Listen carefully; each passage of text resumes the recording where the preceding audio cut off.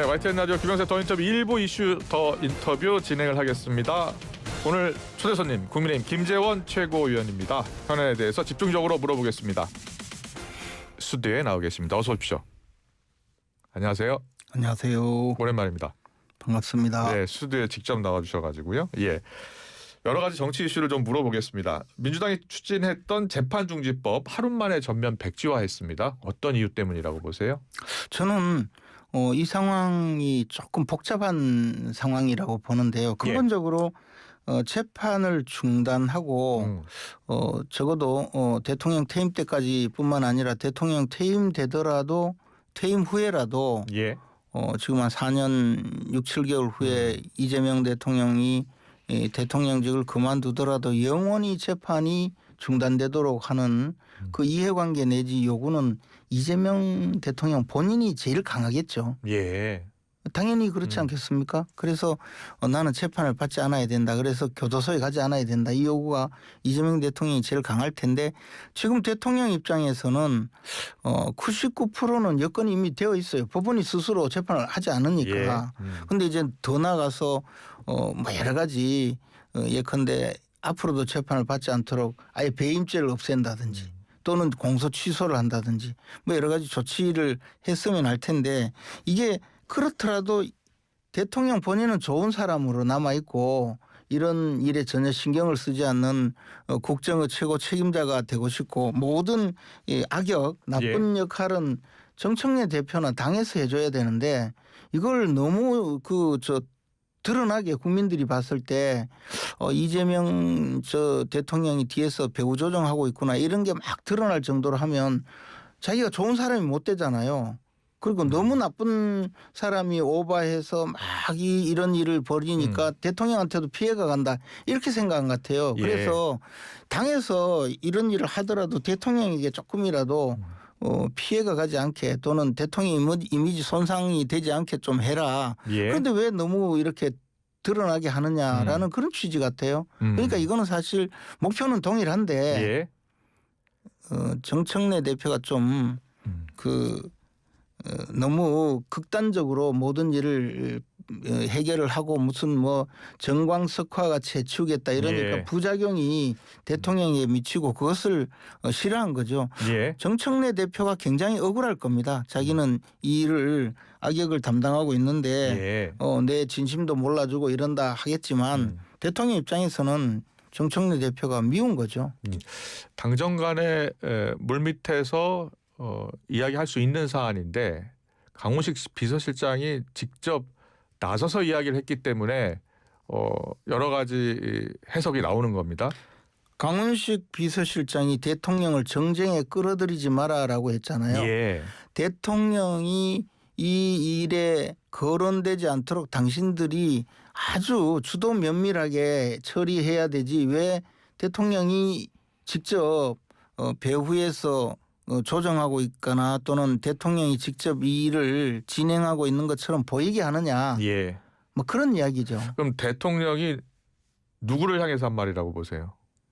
일단 대통령 정쟁에 끌어들이지 마라라는 것은 대통령이 마치 이런 재판중지법 이런 데 아무 관심이 없는 것처럼 초연한 것처럼 그 국민들한테는 보이고 싶고 당에서는 좀 더 주도 면밀하게 그렇게 해달라는 취지 아니겠습니까? 이것은 그렇다고 해서 내가 재판받겠다는 것도 아니고 더 나아가서 사법부에 대해서도 당신들 재판을 만약에 할 움직임만 있으면 우리가 이 법 얼마든지 통과시킬 수 있다. 그리고 더 나아가서 판사를 탄핵하겠다라는 생각도 할 겁니다 아마. 그래서 대통령 입장에서는 얼마든지 재판을 받지 않을 수단이 있는데 당에서 법까지 만들어서 막 통과시키겠다고 하고 그걸 또 이름도 바꿔가면서 하니까 대통령 지지율에 영향도 미치고 당 지지율에 영향도 미치고 서울 수도권에서 인심도 나빠지고 하는 이 상황에 대해서 전체적으로 심각하게 생각했을 가능성이 많습니다. 그래요. 어제 기자들의 질문 가운데 강훈식 비서실장이 이와 같은 내용을 발표를 하니까 이게 대통령의 뜻이냐라고 물었어요. 대통령의 뜻이라고 했습니다. 이재명 대통령의 재판 건인데 재판의 당사자와 당과 충분한 교감이 이루어지지 않은 거예요. 그렇게 보시는 거죠? 저는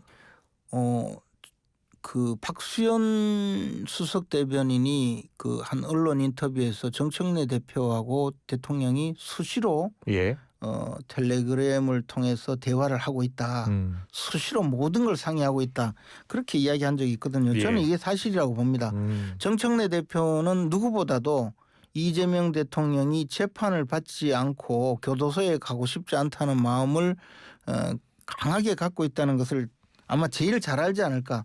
근데 지금 이 해결하는 방식을 예. 정청래식으로 한 거죠. 정청래식은 그냥 온 세상이 떠나가도록 시끄럽게 하더라도 자기가 하고 싶은 일을 그냥 무리하게라도 해내는 사람이거든요. 예. 그리고는 그것으로 이른바 개딸들의 박수와 환호를 받는 것을 즐기는 사람인데 이 부분도 아마 오히려 내놓고 그냥 법원이 재판을 하지 못하게 하고 만약에 재판을 하려고 하면 또 여러 가지 압박 수단을 동원하는 이런 방식이 아니고 법까지 만들어서 완전히 내가 이 공을 독차지하겠다 그런 식의 유치한 발상을 한 거겠죠. 이게 말이 안 되는 일을 정청래 대표가 벌이니까 대통령도 드디어 이제 나서서 직접 손목을 꽉 잡은 거죠. 못하게. 예. 그러면 이게 이재명 대통령이 정청래 대표에게 일종의 경고장을 보낸 것이다라고 보시는 거예요? 그렇지 않겠습니까? 경고장이 딴 것이 아니고 그 여당에서 일을 하는데 대통령이 체면이 손상되게까지는 하지 마라. 예. 그런 거 아니겠습니까? 목표는 그 강훈식 대통령 비서실장이 내가 하는 말이 대통령의 뜻과 같다라고 한 것은 이재명 대통령의 생각인데 예. 그게 이재명 대통령의 생각은 뭐냐면 아니 지금 당장 법원이 재판하려고 하는 것도 아니고 예. 만약에 재판을 하려고 하면 여러 가지 수단이 있고 정한되면 그때 법을 통과시켜도 되는데 뭐 때문에 나를 위한답시고 이렇게까지 예. 앞장서서 그 대통령 재판 중지법 그걸 또 민심이 나빠지니까 무슨 국정안정법이라고 말도 안 되는 이름까지 붙여서 통과시키려고 하느냐. 예. 결국 그것 때문에 내가 체면이 손상되지 않느냐. 뭐 그런 취지 아니겠습니까? 그래요. 국민의힘에서는 어제 오전에는 이 재판중지법을 비판하는 목소리를 냈는데 바로 최고위원 회의 끝나고 민주당이 입법 추진 중단하겠다라고 발표했잖아요. 네. 그러니까 바로 또 후속 입장이 나왔는데 들어보면 민주당이 오락가락 입법을 어떻게 믿느냐라고 반문했습니다. 그 오락가락이라는 게 예. 민주당이 이 대통령 그 재판 중지법을 사실 그 전부터 이야기를 했었거든요. 예. 간헐적으로 이야기를 하고 그게 당 지도부가 완전히 당론으로 추진하겠다는 이야기를 한 적은 없었는데 근데 이틀 전에 박수현 예. 수석이 공식적으로 밝혔죠. 하루 만에 그 갑자기 태도를 돌변해서 예. 더군다나 에이펙이 끝나자마자 이제 예. 무슨 그동안 밀린 숙제하듯이 이 당의 수석 대변인이 예. 대통령 재판 중지법을 더군다나 이름까지 바꿔서 하겠다고 하니까 예. 그랬다가 또 하지 않는다 이렇게 이야기하니 이게 도대체 뭔 소리냐 앞으로 또 무슨 일을 벌이려고 하느냐라는 취지의 그 반박인데요. 예. 국정의 책임을 맡고 있는 여당이 이런 식의 입법을 하겠다고 하고 또 과반수 의석을 갖고 있기 때문에 뭐든지 할 수 있거든요. 예. 그런데 이런 식으로 하루 만에 손바닥 뒤집듯이 이 중요한 그 입법 정책을 바꾸는 것에 대해서 야당으로서는 가만히 있을 수가 없죠. 예. 그런데 또 만약에 정말 우리는 법원에 하루빨리 재판을 재개하라고 요구하고 있기 때문에 예. 그런 움직임이 조금이라도 있으면 이제 그때는 또 국정안정법이 아니라 뭐 무슨 법이라는 이름을 붙여서라도 또 하려고 하겠죠. 예. 근데 이 재판중지법 추진이 공식화된 시점을 보면요. 지난달 31일이었습니다. 법원이 이 대장동 개발 비리 의혹 1심에서 유동규 전 본부장을 비롯해서 주요 피고인 5명에게 중형을 선고한 지 이틀 만에 나온 거예요. 여러 가지 해석이 나오는데 지난달 31일 법원의 1심 판단이 영향을 미쳤다고 보세요? 뭐 당연히 법원에서 1심 판결을 하면서 대장동 5인방에 예. 대해서 전원 중형 실형 중에서도 뭐 징역 8년에 해당하는 중형을 그 주범들에게 선고를 했는데요. 예. 그러면서도 그 판결문에 당시 성남시장이던 이재명 대통령의 이름이 수백 번 나오거든요. 예. 그리고 그 성남시 수뇌부가 결정하는 과정에 대해서도 설명을 했거든요. 예. 이것은 지금 이화영 전 경기부지사의 재판이나 예. 지금 대장동 재판이나 구조가 똑같습니다.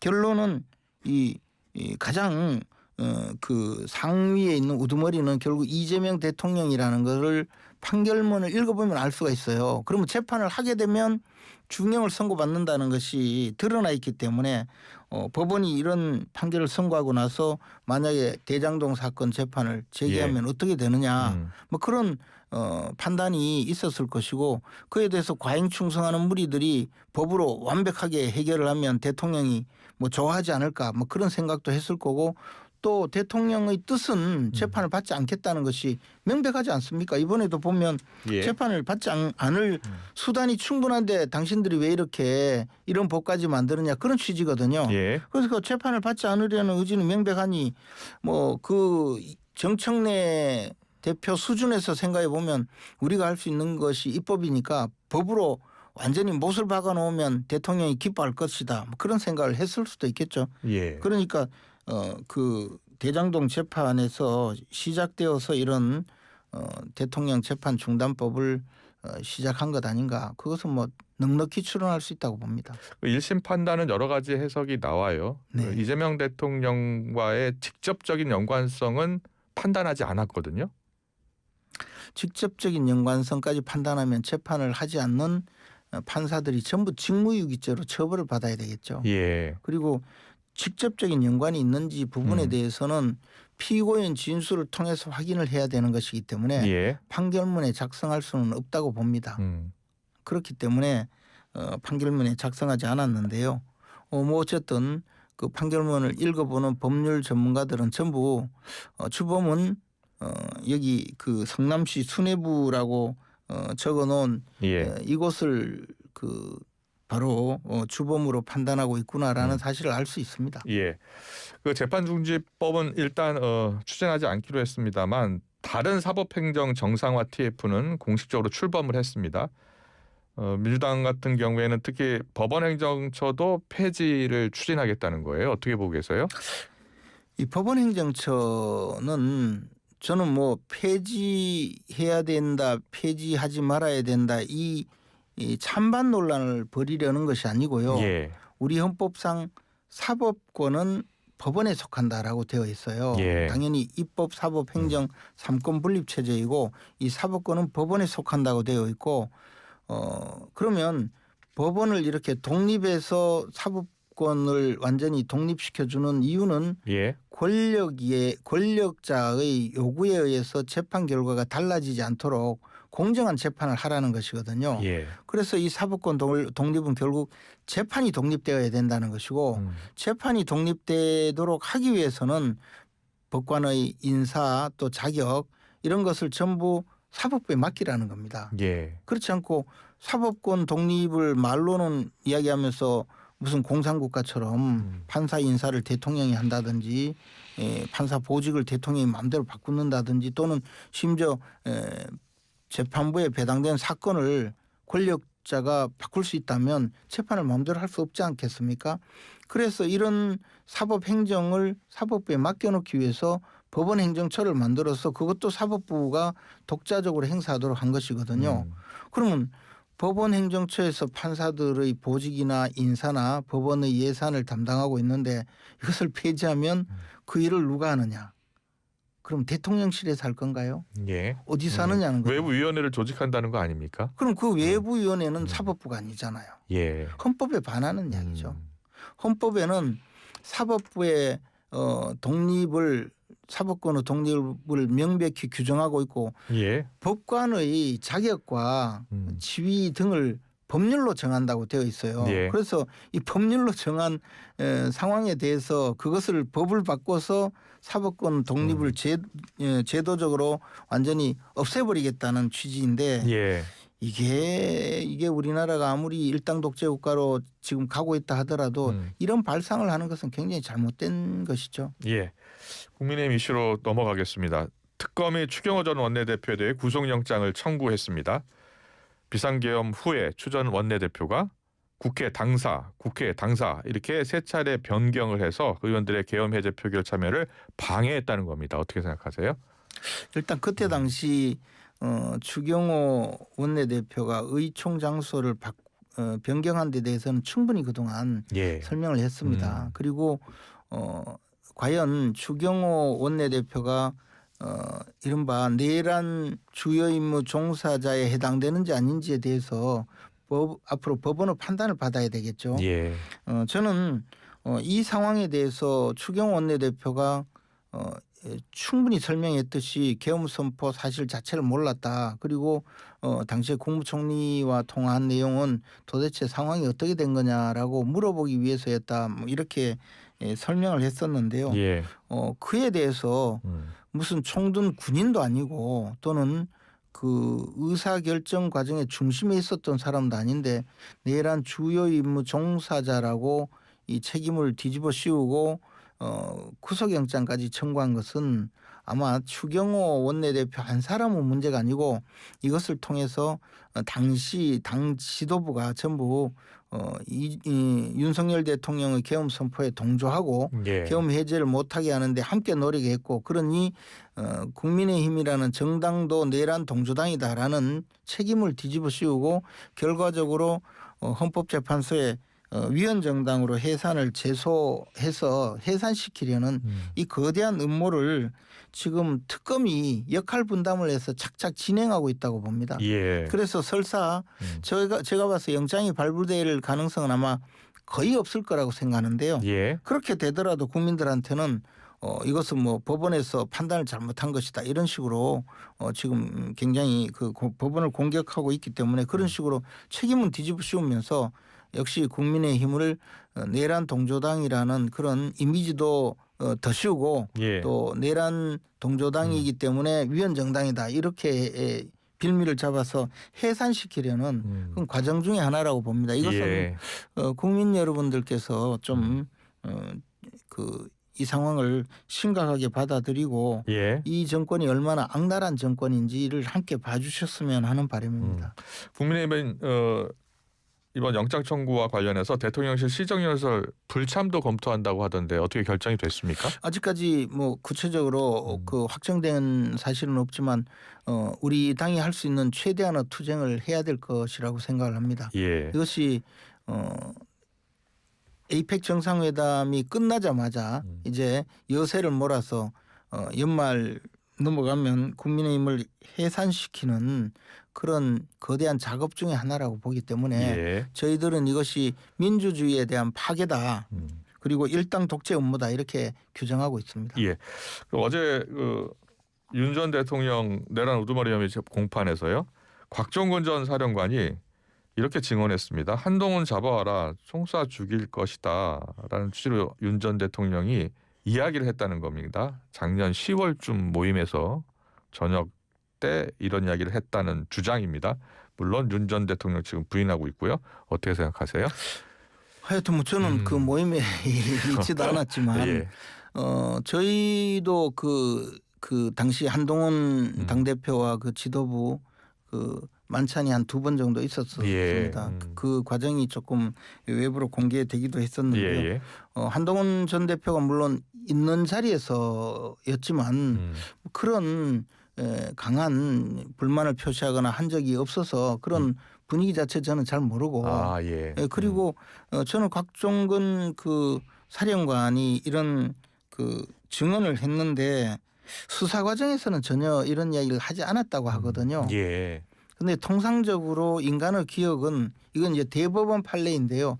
인간의 기억은 시간이 지나면서 점점 흐려지지 시간이 지나면서 없던 기억이 되살아나고 또렷해지는 경우는 좀 아니라는 거거든요. 이 논리측과 경험측에 의하면 시간이 지나면 점점 흐려지는데 수사기관에서는 전혀 기억나지 않거나 이야기하지 않다가 법정에 와서 이야기를 하면 그 증언은 조금 그 신빙성이 떨어지는 그런 것이 아닌가라고 판단하는 경우가 많습니다. 저는 지금 이런 그 발언이 왜 나오는지 또 그것이 어떤 의미가 있는지는 법원에서 판단을 할 일이지만 국민들께서도 좀 이런 점을 되새겨가면서 봐주셨으면 합니다. 예, 알겠습니다. 이슈서 인터뷰 여기까지 듣겠습니다. 김재원 국민의힘 최고위원과 함께했습니다. 잘 들었습니다. 고맙습니다.